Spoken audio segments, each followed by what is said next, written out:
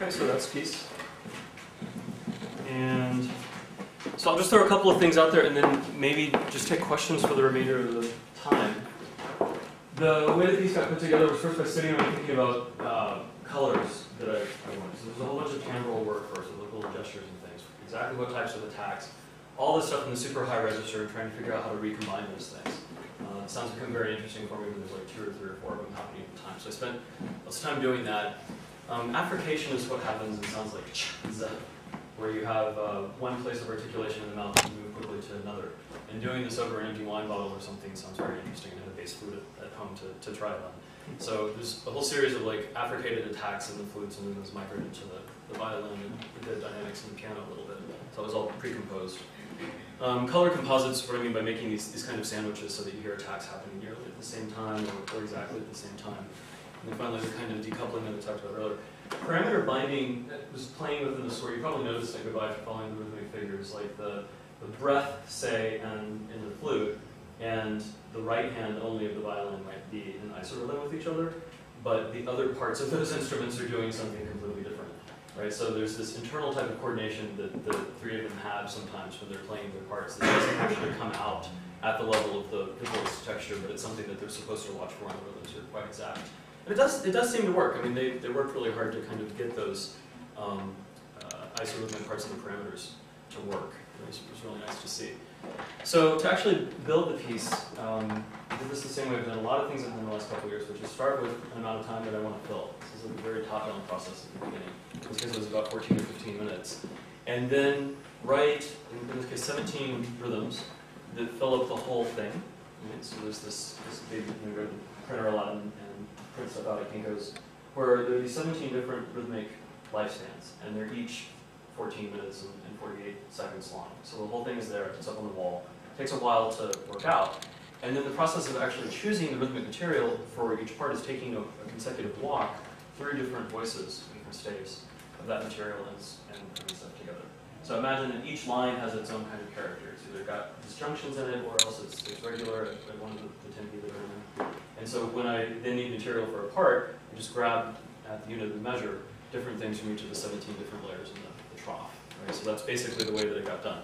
And that's all done completely independently of any of the pitches or any of the colors. It's a completely separate thing. It takes its time, and it's done, it's done. The other thing about this piece, too, that one of the things I don't like is I decided to just hold the tempo at 38 pulses per minute, 76 pulses per minute, when I look at it.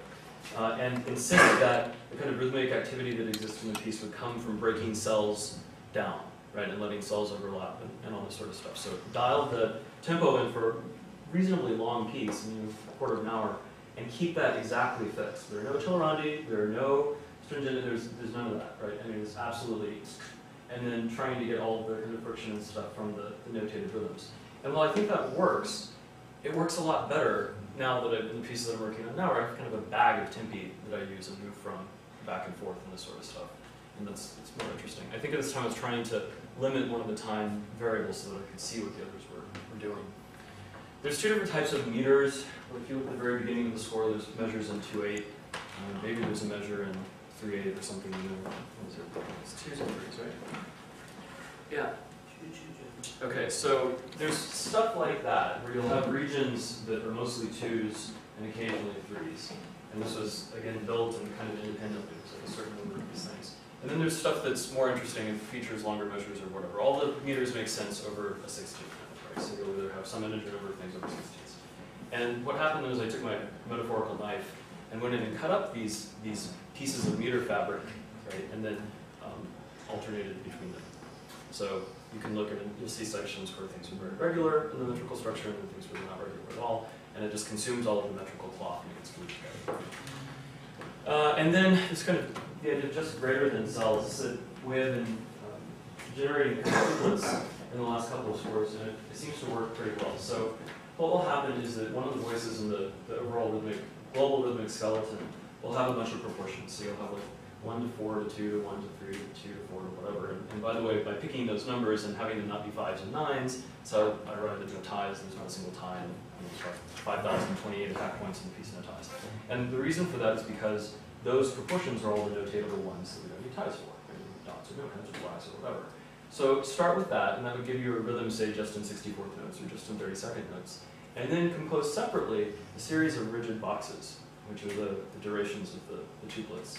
And then scan through your favorite rhythmic voice, the one that's closest in character to what you need, and go just over the duration that it would take to fill the rhythmic boxes that you have, and compress. Right, so all the tuplets in the piece are tuplets of compression.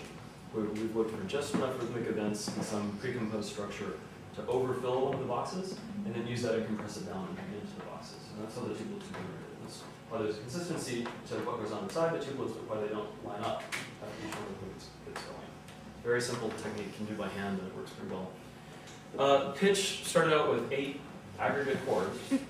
So instead of being a pitch class row from the 1920s, they're kind of like non-spectral aggregates. I have a book of 1,000 of these that I made 12 years ago, and I use it in every piece. Just go back to the book and say, and look for a chord or a series of chords that has kind of the spectral profile that I want. So here's a whole bunch of stuff that would shift in and out of the high register, very little stuff in the low register. Pick those, and so what I've got is which part of the spectrum I'm going to be filling up, but I don't have any ordering, right? So there's nothing that talks about the order that you traverse these things. It's just kind of a spectral image. I'm not using that to mean spectral, using which part of the spectrum you're filling up. Then go generate some pitch class stuff through rotation. So start with like a 19 pitch class structure, cut it into pieces, and then rotate the pieces, and rotate the contents of each of the pieces, and just do that over and over again. It kind of works like a Rochot motet. And these are non-12 tone operators, right? Because you're going to get intervals rubbing up against each other that are not present in your starting material, if that's a row or something like that. And it's a way, again, it's kind of like with rhythmic structures, of generating a bunch of stuff that, through combinatorics, really, that is very much like where we started, but just different enough to be different, which for, like I said, 15 minutes of flashing light seems to work pretty well. That's what I mean by the kind of foregrounded rotation. And then after I did that, I got a structure of whatever it was, like 1,300 pitch classes. I just used it 5 times, just repeat it exactly. So what you heard there is a large loop, large scale loop of the exact pitch classes. But then what happens with those is those are threaded again.